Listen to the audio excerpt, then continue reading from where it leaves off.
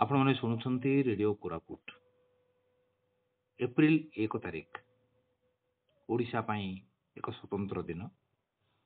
प्रतिटी ओडिया पाई एक स्वतंत्र दिन एक गर्व करिवार दिन ताहा होछि ओडिशा दिवस। भाषा भित्तिक राज्य भावरे ओडिशा होछि प्रथम राज्य भारत वर्ष रे जहा गठित होइथिला। 1936 मसीह रूप नहीं एही राज्य बहु आगू जाइछि, बहु समस्या भितर दे आगू बढ़ी एवं निजर अस्तित्व खोजु खोजु मिल भी जाइछि। तेबे एई संपूर्ण कथाटी जो संग्राम एवं एई संग्राम रे गंजाम रो रंभा अंचल रे थिबा रंभा जो पैलेस तार भूमिका ए सब संपर्क रे आज आम कथबार्ता करबा। आम सहित टेलीफोन जोगे उपस्थित अच्छा आम अति प्रियव्रत पात्र भाई से बर्तमान जाइथिले एई रंभा पैलेस मध्य को सेठार अनुभूति भी नहीं तेणु से अनुभूति को साउंटिवा सहित यार संपर्क ओडिशा गठन संपर्क गठन समय रे एवं ओडिशा दिवस पालन संपर्क रे आमे तांकर सहित आज कथबार्ता करबा। भाई आपन स्वागत करूँ रेडियो कोरापुट को। आमे जानिबा को चाहेबू ओडिशा दिवस ओडिशा राज्य गठन एवं सेथिरे भूमिका एई उआसर। नमस्कार श्रोता बंधु, आमर भाषाटी थिला बोलिकरी आम गोटे स्वतंत्र राज्य मिलला आ सारा भारत रे आमे से दृष्टि प्रथम गौरव अधिकारी। ये जो छोटिया कथाटा आज जी सहज आमे कहि पारुछु, देश जो पराधीन थिला महाशक्तिशाली इंग्रेजी शक्ति आमको पराधीन कर रखी राजनैतिक भाव आर्थिक भाव आम सांस्कृतिक भाव गोटे रकम बलशाली सिंह भाया पराक्रम होकर अवदमित करथिले आमको। सी समय इटा कल्पना करिया भी सहज नथिला, किंतु आमर ओडिशार बरपुत्र माने सी समय कर्णधार माने सेनापति माने अक्लांत परिश्रम करी लौ लुहाण होई से जो संघर्ष करथिले से कथा आज पीढ़ी को गोटे विस्मृत जिनिस हो गलानी। किंतु आमे मन रखिया पड़िबो केबे जने संघर्ष करथिला बोली भाषाटे पई आमे भूमिटे पाइले आ से भूमिटे पाइचे बोली आमे भाषाटा को भूली गली चलिबनी। से भाषाटा को बंची रखिले आमर स्वाभिमान बंचिबो, अभिमान बंचिबो, अस्मिता बंचिबो। एटा को प्रत्येक ओडिया मन रे जानिया दरकार। तेणु आमे बेले बेले आम भाषाटा को न्यून करूचे, हीन मान्यता शिखा रही अन्य भाषा को जी आम सम्मान दूचे आम निज भाषाटा को तलांत करुचे। तेज आज प्रसंग हूँ जो स्वतंत्र उत्कल प्रदेश गठित है तार प्रसंग हूँ स्वतंत्र प्रसंग। परिप्रेक्षी में आम आलोचना करवा रंभार जो राजबाटी राजउआसटी बर्तमान अच्छी जोटा कि बर्तमान गोटे शौखिनी होटेल परिणत हो मात्र 2 दिन तक मुझे बुलिया जाइली। तो तार भूमिका गुरुत्वपूर्ण। ये 2टा प्रसंग आसूसी राजबाटी राजउआस जमी गोटे विराट ऐतिह्य रही कौन कौन घटी कौन सी जमी रही आमर स्वतंत्र ओडिशा उत्कल प्रदेश गठन भी स्वतंत्र रही। तो ये 2टा को मिसेकरी ये राजउआस टू गले ये एकाधिक्रमे आखि पड़े। तेणु से राजउआस सांगे आम उत्कल दिवस उत्कल प्रदेश गठन घटनाटा आखि आगू सामना को आस। तो कह सक्षम कही रखुची 1900 मसीह रामचंद्र मर्दराज जे कि खलिकोट राजा परवर्ती समय होते जे कि स्वतंत्र ओडिशा गठन में बड़ भूमिका नहीं गोलटेबुल बैठक जाकर जॉइन करते। 1900 मसीह जन्म ग्रहण करते। बापा थे हरिहर मर्दराज। हरिहर मर्दराज मत बहुत ज्ञानी थे। राजा हेले अन्य विलास व्यसन न कटे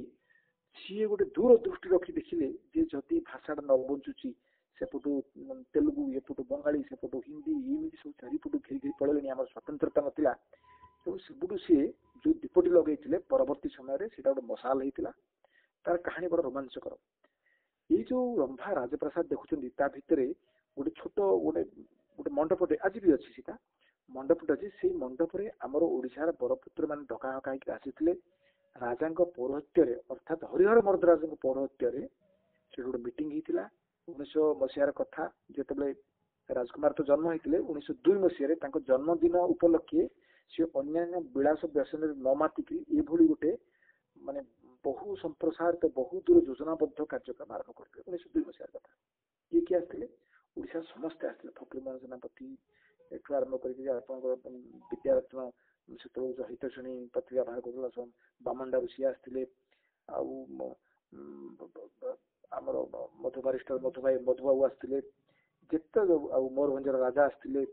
ये समस्ते आसते से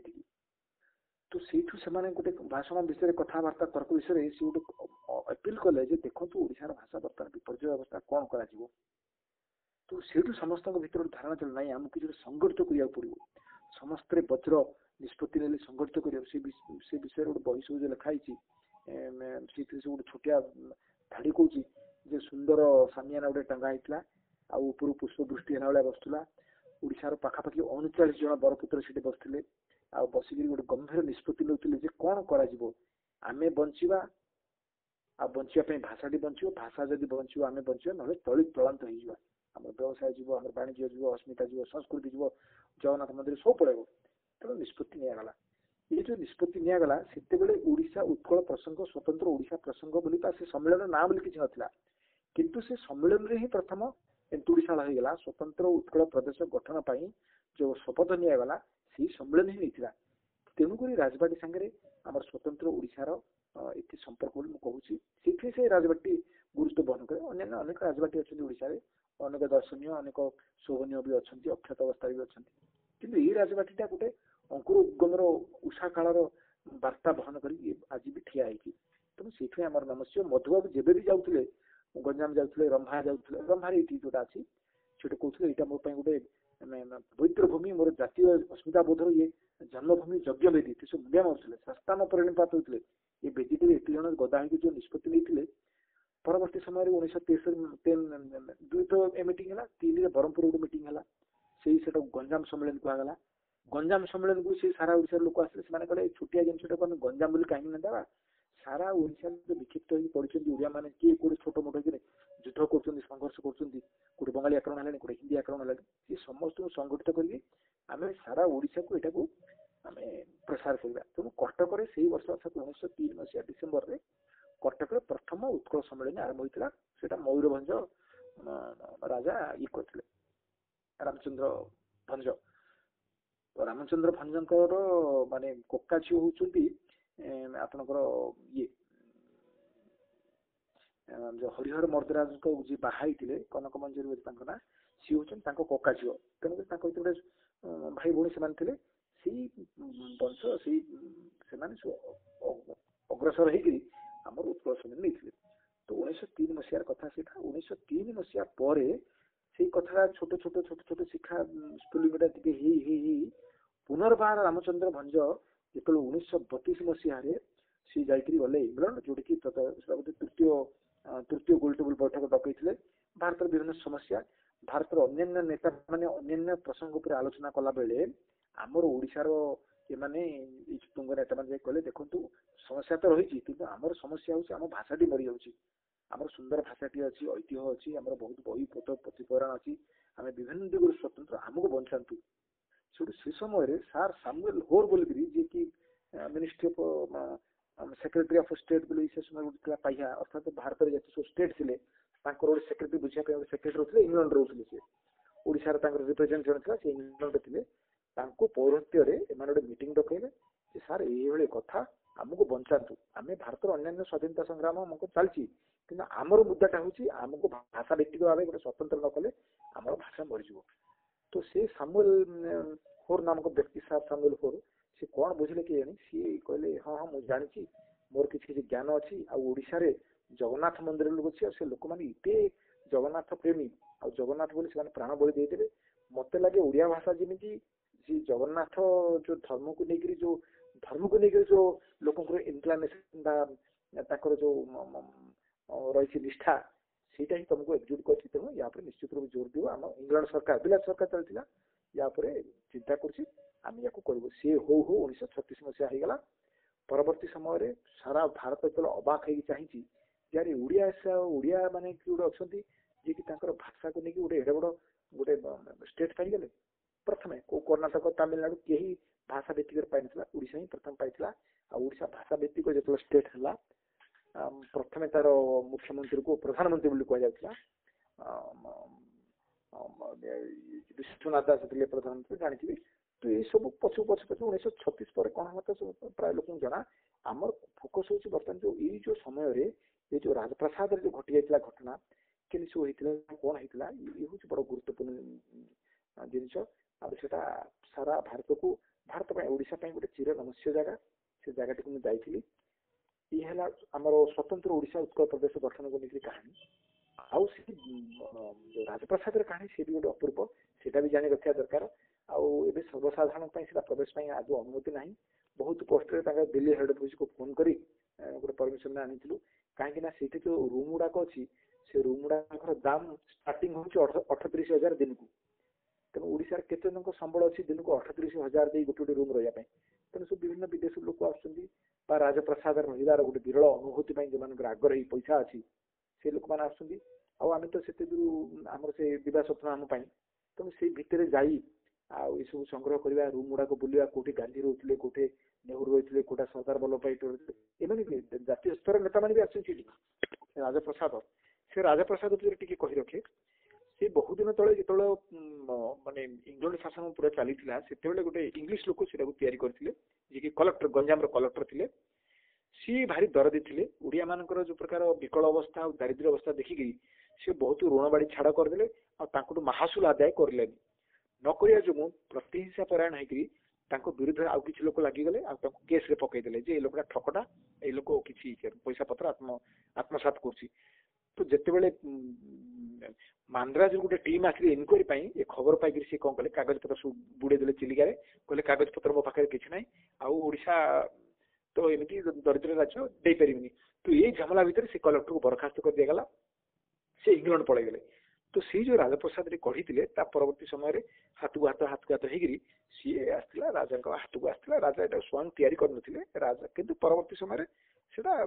ଖଲିକୋଟ ରାଜାଙ୍କର ରାଜପ୍ରସାଦ ବା ରମ୍ଭା ରାଜପ୍ରସାଦ ବୋଲି ରହିଗଲା। ଯେତେ ଭାରତରୁ ଆପଣ ଆଶ୍ଚର୍ଯ୍ୟ ହେବେ, ଭାରତର ବହୁ ବିଦେଶରୁ ବହୁତ ଲୋକ ଯୋଉମାନେ ଚିଲିକା ବୁଲି ଆସନ୍ତି ଏଇଠି ରହନ୍ତି। ସେ ଗୋଟେ ଡାଏରୀ ବୁକ୍ ଅଛି, ସେ ଡାଏରୀ ଭିତରେ ସେଇ ଡାଏରୀ ବୁକ୍ ରେ ବହୁ ଲୋକଙ୍କର ନାଁ ଅଛି। ତାଙ୍କର ସୁପୁତ୍ର ବର୍ତ୍ତମାନ ଯିଏ ଖଲିକୋଟ ରାଣୀ ତ ଆଉ ନାହାନ୍ତି, ତାଙ୍କର ପୁତ୍ରା ଯିଏ ବୁଝୁଛନ୍ତି ସିଏ ବର୍ତ୍ତମାନ ତାଙ୍କ ପାଖରେ ସେ ଯୋଉ ଡାଏରୀଟି ଅଛି, ବହିପତ୍ର ଅଛି, ସେ ସେମାନେ ଚାହିଁଲେ ଦେଖିପାରିବେ। ପୃଥିବୀର ବଡ ବଡ ନେତା ଆସିଛନ୍ତି ଏଇ ପ୍ୟାଲେସରେ ରହିଛନ୍ତି ଆଉ ଚିଲିକା ବୁଲିବାକୁ ଯାଇଛନ୍ତି। ଆଉ ଯେତେବେଳେ ଯିଏ ସାରା ଭାରତର ଯିଏ ଆସୁଥିଲା ରାଜା ଅକୁଣ୍ଠ ଚିତ୍ତରେ ତାଙ୍କୁ ଏଇଠି ରଖେଇକିରି ଚିଲିକା ବୁଲେଇକିରି ଓଡିଶା ଆଉ ଚିଲିକା ଉପରେ ତାଙ୍କର ମନର ଗୋଟେ ଭାବାନ୍ତର ସୃଷ୍ଟି କରି ଏଠି ସେ ବିଦାୟ ନଥିଲେ। ତେଣୁ ଗୋଟେ ଗଭୀର ଆତ୍ମସନ୍ତୋଷରେ ସେମାନେ ସମସ୍ତେ ପ୍ୟାଲେସ ଛାଡି ଯାଇଛନ୍ତି। ସେଇ କଥା ଲେଖିଛନ୍ତି ସବୁ। ସେ ଡାଏରୀଟି ଯଦି ଉଦ୍ଧାର ହୁଅନ୍ତା, ସେ ମତାମତକୁ ନେଇକି ଯଦି ଗୋଟେ ବହିଟେ ହୁଅନ୍ତା, ଚମତ୍କାର ବହି ହୁଅନ୍ତା। ତା ପାଇଁ ପବ୍ଲିଶର ଆଗ୍ରହୀ ହେବା ଦରକାର। ମୁଁ ସେ ଡାଏରୀଟି ଦେଖିଛି। ଆଉ ସେଇଟା ତାଙ୍କର ପୁତ୍ରା ଯିଏକି ବର୍ତ୍ତମାନ ଆମର ଭୁବନେଶ୍ୱର ଯୋଉ ଅଛି ଗୋଟେ ନର୍ସିଂ ହୋମ ତିରୁପତି ପାଣିଗ୍ରାହୀଙ୍କର ଯୋଉ ମେଡିକାଲ କଲେଜ ଅଛି ସେଇଥିରେ ସେ ଡେଣ୍ଟିଷ୍ଟ ଅଛନ୍ତି। ତାଙ୍କ ପୁତ୍ର ସେଠି କାମ କରନ୍ତି। ତାଙ୍କ ପାଖରେ ଅଛି ଜିନିଷ, ବହିଟି ହେବା ଦରକାର। ଏଇ ମତାମତକୁ ନେଇକିରି ଯୋଉମାନେ ବିଦେଶୀ ମାନେ ଆସିଛନ୍ତି ଏଇଠି ପ୍ୟାଲେସରେ ରହିଛନ୍ତି ଆଉ ଚିଲିକା ଓଡିଶା କଣ ମତ ଦେଇଛନ୍ତି। ତ ସେ ଦୃଷ୍ଟିରୁ ମୁଁ ଦେଖିଛି। ଆଉ ପ୍ୟାଲେସ କଥା କହିଲେ ନ ସରେ, ଗୋଟେ ଚମତ୍କାର ଆପଣଙ୍କୁ ମଣିଷକୁ ଗୋଟେ ଅନ୍ୟ ଭାବନାରେ ଡୁବେଇ ଦେବ ଯେ ରାଜା ମହାରାଜ ସମୟରେ ଏମିତି ସବୁ ଚାଲିଥିଲା। ଏବେ ବି ଆପଣଙ୍କର ଅତ୍ୟାଧୁନିକ ଷ୍ଟାଇଲରେ ଗୋଟେ ସେଠି ସୁଇମିଂ ପୁଲ ଅଛି, ହାତୀଶାଳ ଥିଲା, ଘୋଡାଶାଳ ଥିଲା, ଆଉ ବସିବା ପାଇଁ ଥିଲା। ଆମର କାନନ ତଳେ ସେଇ କାଳର କାଷ୍ଟ ଆଇରନ୍ ଚୌକିଗୁଡା କିଛି ପଡୁଛି। ଆଉ ତାର ଦିତାଲା ଯୋଉ ବିରାଟ ସିଡି ଅଛି, ଦିତାଲା ଉପରେ ଥ୍ୟାଚଡ ହାଉସ ଯାକୁ କହିବା, ସେ ସମୟରେ ସବୁ ନଡା ସଫର ପଡୁଥିଲା ଥଣ୍ଡା ପାଇଁ। ଏବେ ଗୋଟେ ପ୍ଲାଷ୍ଟିକର ବିଦେଶରୁ ଆମଦାନୀ କରାଯାଇଛି ନଡା ଭଳିଆ ଦୃଷ୍ଟି, ପ୍ଲାଷ୍ଟିକର ସେ ସବୁ ଉପରେ ପଡିଛି। ଏଗୁଡା ସବୁ ମୁଁ ଦେଖିଛି। ଆଉ ଗୋଟେ ଭବ୍ୟ ସମ୍ଭାର ଭିତରେ ଗାମ୍ଭୀର୍ଯ୍ୟ ଗୋଟେ ପରିବେଶ ଭିତରେ ଏ ସମସ୍ତ ରହିଛି। ଆଉ ଚୁପଚାପ ବସିକିରି ଚିନ୍ତା କରିବାକୁ ପଡେ ଯେ ଦିନେ ଏମିତି ଆମର ପୂର୍ବପୁରୁଷ ମାନେ ଏଇ ଜାଗାରେ ବଦ୍ଧ କରିକି ପ୍ରତିଜ୍ଞାବଦ୍ଧ ହେଇକିରି ଯୋଉ ପ୍ରଦୀପ ଉପରେ ନିଆଁ ଲାଗିଥିବା ପ୍ରଦୀପ ଉପରେ ହାତ ରଖି ଶପଥ କରିଥିଲେ ଆମେ ଯଦି ବଞ୍ଚିଛୁ ଆମ ଜୀବ କାଳ ଭିତରେ ଆମେ ସ୍ୱତନ୍ତ୍ର ଓଡିଶା ଗୋଟେ ତିଆରି କରି ବଞ୍ଚିବୁ। ଯଦି ନ କରିପାରୁଛୁ ଏ ଜୀବନ ଠିକ, ଏଇ ଯୋଉ ପ୍ରତିଜ୍ଞା ନେଇଥିଲେ ମୋ ଛଉ ଆସିଥିଲେ, ବହୁତ ବଡ ବଡ ଲୋକ ଆସିଥିଲେ। ସେମାନେ ସବୁ ଲେଖିଛନ୍ତି। ପଣ୍ଡିତ ବାଇକୁଳି ଯୋଉ ବହି ଗୋଟେ ଲେଖିଛନ୍ତି ସ୍ୱତନ୍ତ୍ର ଓଡିଶା ପ୍ରସଙ୍ଗରେ, ୟା ପରେ ଢେର ବର୍ଣ୍ଣନା ରହିଛି। ସେ ସବୁ ଲମ୍ବା ବିଷୟର କାହାଣୀ, ପ୍ରବନ୍ଧର କାହାଣୀ। କିନ୍ତୁ ଆମେ ଜାଣି ରଖିବା ଦରକାର ଗୋଟେ ପ୍ୟାଲେସ କେମିତି ଗୋଟେ ତାର ଗର୍ଭରୁ ଗୋଟେ ଏତେ ବଡ ଅଫୁରନ୍ତ ଆନ୍ଦୋଳନକୁ ଜନ୍ମ ଦେଇପାରେ। ତାର ଚିତା ଚାରିଟା ପ୍ରମାଣ ହଉଛି ଏଇ ରମ୍ଭା ପ୍ୟାଲେସ। ଆପଣ ମାନେ ରମ୍ଭା ପ୍ୟାଲେସ ଯଦି ବି ଭିତରକୁ ନ ଯାଇ ପାରୁଛନ୍ତି କିଛି ଦୁଃଖ ନାହିଁ, ବାହାରୁ ତ ଦେଖିପାରିବେ, ବାହାରୁ ସ୍ପଷ୍ଟ ଦେଖାଯାଉଛି। ତା କଡ଼ରେ ଯୋଉଟା କି ଆମର ଓଡିଶା ଗଭର୍ଣ୍ଣମେଣ୍ଟ ର ଯୋଉ ରହିଛି ଯୋଉ ହୋଟେଲ ଗ୍ରୁପ୍ସ କହୁଛନ୍ତି ଓଡିଶା ଗଭର୍ଣ୍ଣମେଣ୍ଟ ର ଯୋଉ ଅଛି ବିଭିନ୍ନ ଜାଗାରେ ସବୁ ଅଛି ଓଡିଶା ଗଭର୍ଣ୍ଣମେଣ୍ଟ କଣ ସେଟା ସେଇଟା ହୋଟେଲ ତା ସାଇଡରେ ଅଛି ସେଠିକି ଆପଣ ଯାଇପାରିବେ କିନ୍ତୁ ସେଟା ପ୍ୟାଲେସର ଅଂଶ ନୁହଁ ସେଟା ଆଧୁନିକ ତିଆରି ସେଟା ଦେଖି ସେଠି ଦେଖିପାରିବେ ଓଟିଡିସି ହଁ ଓଟିଡିସି ହଁ ଓଟିଡିସି ପାନ୍ଥ ନିବାସ ଅଛି ଯେ ପାନ୍ଥ ନିବାସ ଖାଲି ଏ ସବୁ ପ୍ରାଇଭେଟ ପାର୍ଟିକୁ ଦିଆ ହେଇଗଲାଣି ଏଇଟା ବି ପ୍ରାଇଭେଟ ପାର୍ଟି ସେ ପାନ୍ଥ ନିବାସ ଭୁଲି ଯାଇଥିଲି ପାନ୍ଥ ନିବାସର ତା ସାଇଡକୁ ଅଛି ତେଣୁ ଆପଣମାନଙ୍କ ସ୍ୱାଗତ ପାନ୍ଥ ନିବାସ ଏମିତି କଷ୍ଟି ଜାଗା ନୁହେଁ ଆପଣମାନେ ଆସନ୍ତୁ ପାନ୍ଥ ନିବାସରେ ଅଳ୍ପ ଦାମ ଦେଇ ରୁହନ୍ତୁ ସେଇଠୁ ଦେଖାଯାଉଛି ପ୍ୟାଲେସଟା ଆଉ କହିଲେ ବି ସ୍ପେଶାଲ ଯେ ଆମେ ଆସିଛୁ କହିଲେ ତାଙ୍କର ଦିଲ୍ଲୀ ବାଲା କାରଣ ଗେଟ୍ ପାଖରେ ମୁଁ ପରମିଶନ ସଂଗ୍ରହ କରିଥିଲି କିଛି ବଡ କଥା ନାହିଁ ସଂଗ୍ରହ କରିପାରିନି ଆମେ ଗୋଟେ ଗବେଷକ ହିସାବରେ ଆସିଛୁ ଆମେ ଦେଖିବାକୁ ଆସିଛୁ ଆମ ଜାତିର ଗୋଟେ ଅସ୍ମିତା ଆଉ ଗୋଟେ ଲଜ୍ଜା ବି ଲାଗିଲା ଯେ ଆମ ସରକାର ଆମର ଓଡିଶା ଲୋକ ଏଥିପାଇଁ କିଛି କରିପାରୁନାହାନ୍ତି ଆଉ ଖୁସି ବି ଲାଗିଲା ଅନ୍ତତଃ ଗୋଟେ ପ୍ରାଇଭେଟ ପାର୍ଟି ଅନ୍ତତଃ ଜାଗାଟିକୁ ନେଇଥିବା ଯୋଗୁଁ ଜାଗାଟା ଅବିକଳ ଅକ୍ଷୁର୍ଣ୍ଣ ରାଜପ୍ରସାଦ ଭଳିଆ ସଂରକ୍ଷିତ ହେଇକି ରହିଛି ମୁଁ ବିଶ୍ୱାସ କରିପାରୁନି ବା ଏକଥା ବି କହିବାକୁ ମତେ ଲଜ୍ଜା ଲାଗୁନି ଯଦି ଏଇଟା ସରକାରୀ ସ୍ତରକୁ ଯାଆନ୍ତା ହୁଏତ ଏତେ ଦୂର ମେଣ୍ଟେନ ହେଇପାରନ୍ତା ନାହିଁ କୁଆଡେ ବି ଧ୍ୱଂସ ହେଇକି ଧ୍ୱଂସ ହେଇ ସାରନ୍ତାନି ବା ଖୁବ ବେଶୀ ଗୋଟେ ନାମୀ ଦାମୀ ହୋଟେଲ କି କଣ ଗୋଟେ ଘରର ପରିଣତ ହେଇତା କିନ୍ତୁ ଅକ୍ଷୁର୍ଣ୍ଣ ରଖାଯାଇଛି ସେଇଟା ହଉଛି ବଡ କଥା ଇଟ୍ ଇଜ ବ୍ଲେସିଂ ସେ ଯାହା ହାତରେ ହଉନା କାହିଁକି ଆମ ଓଡିଶାର ଗର୍ବ ଅସ୍ମିତା ଗୋଟେ ଏନ୍ତୁଡ଼ିଶାଳ ଆମେ ଯେଉଁଥିପାଇଁ ଗର୍ବିତ ଆମେ ଯେଉଁଥିପାଇଁ ଗୋଟେ ଭାଷାଟେ ବଞ୍ଚି ରହିଛି ତାର ପ୍ରଥମ କଳରବ ଯୋଉଠି ଶୁଇଥିଲା ସେ ମଣ୍ଡପକୁ ମୁଁ ନମସ୍କାର ଜଣେଇଥିଲି ସେଠି ମୁଣ୍ଡିଆ ବି ମାରିଥିଲି ଯେ ଏଇ ଭୂମି ତମେ ଥିଲ ବୋଲିକିରି ଗୋଟେ ସମ୍ମିଳନୀଟେ ହେଇଥିଲା ସମ୍ମିଳନୀଟେ ହେଲା ବୋଲି ଗୋଟେ ଭାଷାଟେ ବଞ୍ଚିଲା ବୋଲି ଗୋଟେ ରାଜ୍ୟ ବଞ୍ଚିଲା ରାଜ୍ୟଟେ ବଞ୍ଚିଛି ବୋଲିକି ମୁଁ ଆଜି ଓଡିଆରେ କିଛି କହିପାରୁଛି କିଛି ଲେଖିପାରୁଛି ନହେଲେ କୋଉ ଖଣ୍ଡ ଆମେ ମରିସାରନ୍ତେ କେତେ ରାଜ୍ୟ ଯୋଉମାନେ ଶୋଇ ଯାଇଥିଲେ ସେ ସମୟରେ ସେ ମରିଗଲେ ଅନ୍ୟମାନେ ତାଙ୍କ ଉପରେ ଅତ୍ୟାଚାର କଲେ ଅନ୍ୟମାନେ ତାଙ୍କୁ ଖାଇଗଲେ ତାଙ୍କ ସାଂସ୍କୃତିକ ବିଲୋପ ଘଟିଗଲା କଲଚରାଲ ଇନଭାଜନ ତାକୁ କୁହନ୍ତି ସାଂସ୍କୃତିକ ଆକ୍ରମଣ ଖାଲି ଉପନିବେଶବାଦ ରାଜନୈତିକ ନୁହଁ ବେଳେବେଳେ ସାଂସ୍କୃତିକ ଉପନିବେଶବାଦ ସବୁବେଳେ ଚାଲିଥିଲା ଆମେ ଯଦି ଧିମେଇ ଯିବା ଆମ ପଡୋଶୀ ମାନେ ତାଙ୍କର ସଂସ୍କୃତି ଆମ ଉପରେ ଲଦି ଦେବେ ତ ସେତେବେଳେ କିଛି ଲୋକ ଜାଗ୍ରତ ଥିଲେ କହିଲେ ଆମକୁ ସେଇଟା ବାରମ୍ବାର ସୂଚେଇ ଦଉଛି ଯେ ଓଡିଶାର ପୁତ୍ର ମାନେ ତମେ ଗୋଟେ ପ୍ରହରୀ ଭଳି ରୁହ ତମର ଅସ୍ମିତା ତମର ସଂସ୍କୃତିକୁ ତମେ ବଞ୍ଚେଇ ରଖ ତମେ ଯଦି ନ ରଖିଲ ତମେ ଅଚିରେ ଶିକାର ହେଇଯିବ ଯେମିତି ପୃଥିବୀ ପକ୍ଷରୁ ବହୁତ ଭାଷା ଲୁଚି ଯାଉଛି ସଂସ୍କୃତି ଲୁଚି ତମର ବି ଲୁଚିଯିବ ତେଣୁ ତମେ ସଂଗଠିତ ହୁଅ ବଞ୍ଚେଇକି ରଖ ତମେ ବଞ୍ଚେଇକି ରଖିଲେ ହିଁ ଗର୍ବର ସହିତ କହିପାରିବ କାଲି ସକାଳୁ ତମ ପିଲାମାନେ କହିବେ ଯେ ଆମର ଗୋଟେ ଭାଷାଟେ ଥିଲା ମୋର ପିତା ପ୍ରପିତାମହ ମାନେ ଲଢେଇ କରିଥିଲେ ସେଟା ଗୋଟେ ଦୁର୍ବାର ଶକ୍ତି ମାନ ଭିତରେ ଗୋଟେ ଆତ୍ମବିଶ୍ୱାସ ଜନ୍ମାଏ ମୁଁ ଯେବେ ବି ଭାବେ ଯେ ମୋର ବାପା ମୋର ପିତା କି ପିତାମହ ଫକୀରମୋହନ ହୁଅନ୍ତୁ କି ରାଜନାଥ ରାୟ ହୁଅନ୍ତୁ ଯୋଉମାନେ ବି ଅଛନ୍ତି ମୋର ଓଡିଶାର ବଡ ପୁତ୍ର ମାନେ ତାଙ୍କର ଉତ୍ତର ଧାରରେ ମୋର ବି କିଛି ଦାୟିତ୍ୱ ପଡୁଛି ମୋ ଭାଷା ପାଇଁ ମୋ ସଂସ୍କୃତି ପାଇଁ ଲଢେଇ କରିବା ପାଇଁ ଏଇଟା ଗୋଟେ ଦୀପଶିଖା ଭଳିଆ ଭିତରେ ଜଳେଇଦେବ ତେଣୁ ସେ ବେଦିକାକୁ ନମସ୍କାର ସେଇ ହୋଟେଲର ପ୍ରାଙ୍ଗଣକୁ ନମସ୍କାର ଆଉ ମୁଁ ଇନଡାଇରେକ୍ଟଲି ବି କହିବି ହୋଟେଲ ଯୋଉ ଅନ୍ତତଃ ସୁରକ୍ଷିତ କରି ରଖିଛି ଏତେ ସୁନ୍ଦର ଜାଗାଟିକୁ ଏତେ ସୁନ୍ଦର ପରିବେଶ ସେଥିପାଇଁ ବି ଧନ୍ୟବାଦ ଦେବି କିନ୍ତୁ ଏତିକି ବି କହିବି ଯେ ଓଡିଶା ଗଭର୍ଣ୍ଣମେଣ୍ଟ ଏମିତି ଗୋଟେ ଯୋଜନା କରୁ ଅନ୍ତତଃ ମାସକରେ ଥରେ ହଉ ବା ବର୍ଷକରେ ଗୋଟେ ସ୍ପେଶାଲ ଦିନରେ ହଉ ସମସ୍ତଙ୍କୁ ସେଇଠିକି ପ୍ରବେଶ କରିବାର ଅଧିକାର ମିଳୁ ସବୁ ଓଡିଆ ଯାଆନ୍ତୁ ସ୍କୁଲ ପିଲା ବି ଯାଆନ୍ତୁ ସେଠି ଦେଖନ୍ତୁ ତାଙ୍କର ଭିତ୍ତିଭୂମିକୁ ଯୋଉଥିପାଇଁ ସେମାନେ ଆଜି ଗୋଟେ ସ୍ୱତନ୍ତ୍ର ଭାଷାଟେ କହିବାକୁ ଚାହିଁନ୍ତି ସେ ଭୂମିଟି ଦେଖିବା ଦରକାର କୋଉଠି ପ୍ରଥମେ ତାର କୁଆ ରବ ସବୁ ଥିଲା ଇଏ ହଉଛି କାହାଣୀ ଆଉ ମେନସିନ ସାହେବ ଯିଏ ବହୁତ ଦିନ ଧରି ସେଠି ରହୁଥିଲେ ସେଟା ସିଏ କିଣିଥିଲେ ତାଙ୍କ ଅନ୍ତେ ତାଙ୍କର ଆଉ ଗୋଟେ ବଡ କାହାଣୀ ଅଛି ଯିଏକି ଆସ୍କା ସୁଗର ଫ୍ୟାକ୍ଟ୍ରି ଚଳୁଥିଲେ ମେନସିନ ସିଏ ବି ମାଲିକାନା ସିଏ କିଣି ଦେଇଥିଲେ ଏଇ ପ୍ରାସାଦକୁ କିଛି ବର୍ଷ ପାଇଁ ତାପରେ ତାଙ୍କର ସ୍ତ୍ରୀ ଯିଏକି ଓଡିଆ ଝିଅଟେ ଆପଣ ମାନେ ଜାଣିଥିବେ ସୁନା ମେନସିନ ବୋଲିକି ଯିଏକି ଅତ୍ୟନ୍ତ ଗରିବ ମାନେ ଛେଳି ଲେଣ୍ଡି ଗୋଟେଇକିରି ଗୋବର ଗୋଟଉଥିଲା ସେ ଇଂଲଣ୍ଡ ଯାଇ ପାଠ ପଢି MBA ପାଠ ପଢି ସାରା ୟୁରୋପ ବୁଲି ଆସିକିରି ପୁଣି ଆସ୍କାରେ ସୁଗର ଫ୍ୟାକ୍ଟ୍ରିର ମ୍ୟାନେଜିଂ ଡାଇରେକ୍ଟର ହେଇଥିଲା ଯିଏକି ସାରା ପୃଥିବୀରେ ମେନସିନ ସାହେବ ପାଇଥିଲେ ସାରା ପୃଥିବୀରେ ୟଙ୍ଗ ପାଓନିୟର ହିସାବରେ ମାନେ ଶିଳ୍ପପତି ହିସାବରେ ତାଙ୍କର ଘରଟା ସେଇଟା ଥିଲା ଆସ୍କାରେ ବି ତାଙ୍କର ଗୋଟେ ରହିବା ଘର ଅଛି ଯୋଉଟାକି ହରିହର ହାଇସ୍କୁଲରେ ନାମିତ ହେଇଛି କିନ୍ତୁ ରମ୍ଭା ପ୍ୟାଲେସ ବି ସିଏ ତାଙ୍କର ଚିତ୍ତ ବିନୋଦନ ପାଇଁ ମଝିରେ ମଝିରେ ରେଷ୍ଟ ପାଇଁ ସେ ଆସୁଥିଲେ ମେନସିନ ସାହେବ ଆସୁଥିଲେ ରାଣୀ ସାହେବ ମାନେ ସୁନା ମେନସିନ ସେଇଥିପାଇଁ ବି ଫେମସ ସେ ଗୋଟେ ଅଲଗା ଅଧ୍ୟାୟର ବିଷୟ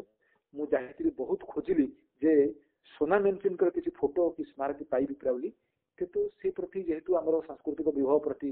ସୁରକ୍ଷିତ କାହାର ବିଶେଷ ଧ୍ୟାନ ନାହିଁ ମୁଁ ଖଣ୍ଡେ ବି ସ୍ମାରକ ପାଇଲିନି ମୁଁ ଆସ୍କାର ଥିଲା ଆଉ ମେନସିନ ସାହେବ ଯୋଉ ସୁଗର ଫ୍ୟାକ୍ଟ୍ରି କରିଥିଲେ ତା ଭିତରେ ହଉଛି ମୋ ଘର ତେଣୁ ତାଙ୍କ ବିଷୟରେ ମୁଁ ଅନ୍ୟାନ୍ୟ କିଛି ତଥ୍ୟ ସଂଗ୍ରହ କରିଛି ତ ସେଇ ଦୃଷ୍ଟି ମଧ୍ୟ ରାଜପ୍ରସାଦରେ ବହୁତ ଭଲ ଲାଗିଥିଲା ଯେ ଓଡିଶାର ସେଇ କାଳରେ ଗୋଟେ ଏଡେ ବଡ ଇଣ୍ଡଷ୍ଟ୍ରି ଠିଆ ହେଇଥିଲା ସେଇ କାଳରେ ସାରା ଭାରତରେ ଯୋଉଟେ ଶିଳ୍ପ ହିଁ ନଥିଲା ସେତେବେଳେ ଆସ୍କା ମାଟିରେ ଆସ୍କା ଝିଅ ଗୋଟେ गोटे एडा बड़ शिल्प ठिया करैकरी चलैथिला ताकू मैनेजिंग डायरेक्टर ହେଇକି सारा पृथ्वी यंग पायोनियर इंडस्ट्रियलिस्ट भाबे से पुरस्कृत होइतिला जोटा सब गर्व करियार कथा ताकर घरटा थिला सीटा सेई ब्रह्मा पैलेस तो एभली जोटा ऐतिह्य ताकू ओडिया माने जानिबा दरकार खुशी होगा दरकार जे कोठ ना कोठी जोटा रहिछि आपन ऐतिह्य। धन्यवाद भाई आपनको ठारू आमे ओडिशा दिवस पालन अवसर रे ओडिशा माटी जहाँ को नहीं गर्व करे से ओडिशा प्रदेश गठन संग्राम एवं से संग्राम रे अनालोचित भावे समस्त आखि गुहाड़ रही जाइथिबा एक सुंदर उआसर कथा से सब संपर्क में जानिबा पाई निश्चित भाव आपन पाखरे आम कृतज्ञता जनाऊँ रेडियो कोरापुटर समस्त श्रोता पाखरे से माने ओडिशार इतिहास ओडिशार जो संग्राम से संग्राम संपर्क में शुणी एवं ओडिशा दिवस को ठीक भाव पालन करने शपथ भी नहीं। धन्यवाद भाई। धन्यवाद। नमस्कार। नमस्कार। नमस्कार।